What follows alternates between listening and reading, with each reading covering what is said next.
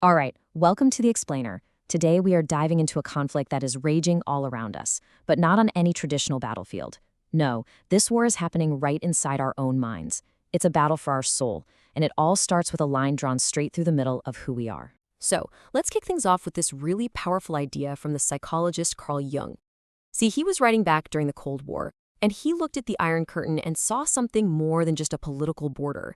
He saw it as a giant, global symptom of a deep internal split inside every modern person. His whole point was that our entire world was acting like a neurotic, totally and completely at war with itself. And this right here is the central metaphor, an inner iron curtain that exists inside every one of us. On one side, you've got your conscious mind, the person you think you are, the face you show the world. And on the other, the vast, powerful, and let's be honest, often terrifying depths of your own unconscious. So what happens when we do that? When we just deny these huge unconscious parts of ourselves? What are the consequences of refusing to even look at what's on the other side of that inner wall? Well, Jung had a name for this whole hidden territory. He called it the shadow. It's basically an unconscious complex that holds everything we find unacceptable about ourselves. But here's the thing, it's not all bad stuff. It can hold incredible creativity, amazing strength, what some people call the gold in the shadow.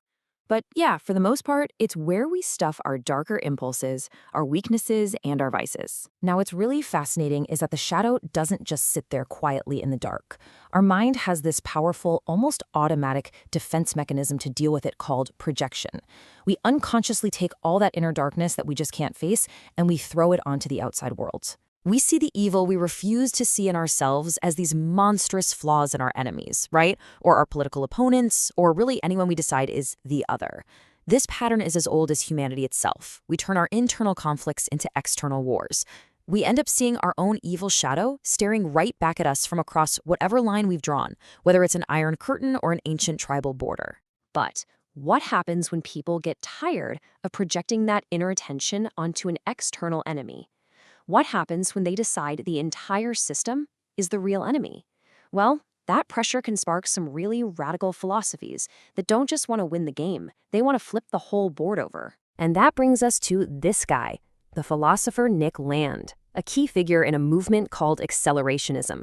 To put it simply, accelerationism believes the only way out of a broken system like capitalism is to just floor it. Hit the gas pedal, accelerate all of its most destructive parts until the whole thing collapses under its own weight. It's this really radical, kind of anti-humanist desire to let the machine just burn itself out. And look, this idea of disrupting a system from the inside, it is not just some edgy theory. Check this out. This is from a declassified OSS manual from 1944. It actually taught regular citizens how to commit simple sabotage using these mind-numbingly boring actions. Start pointless arguments, hold meetings when you should be working, misfile documents.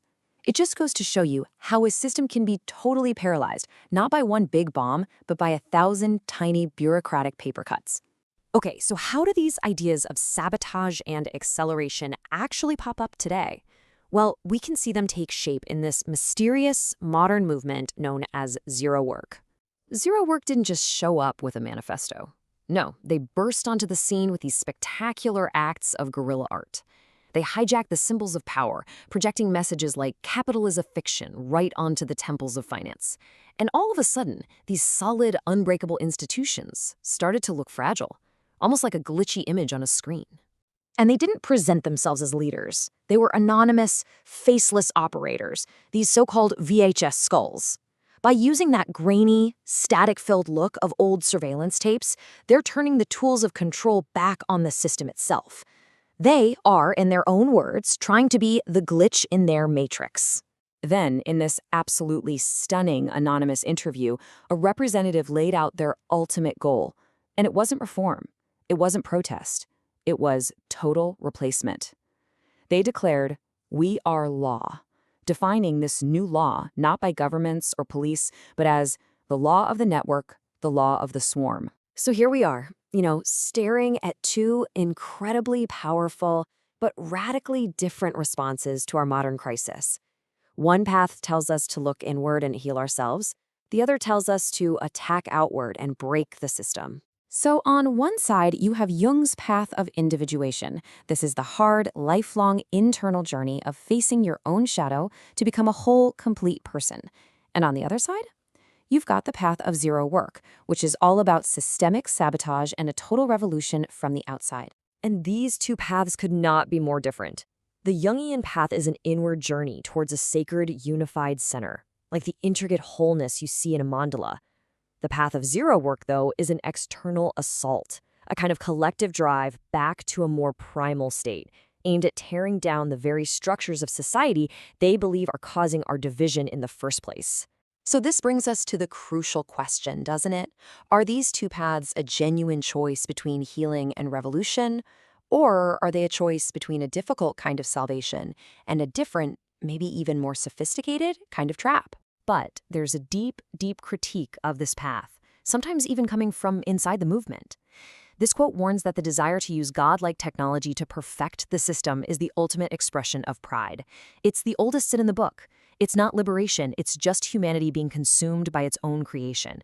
It's building a new Tower of Babel and risking the very individuality it claims it's trying to save. And that brings us right back to Jung's core belief. The answer was never about building a perfect external world. The true goal, the only real work, was always to achieve an internal state of wholeness, a psychic balance that's been symbolized for thousands of years by forms like the mandala, a perfect representation of the union of all opposites within yourself. And that leaves us with this final, kind of provocative thought. Is the glitch in the system that zero work wants to exploit just another name for the shadow in the soul that Jung wanted us to face?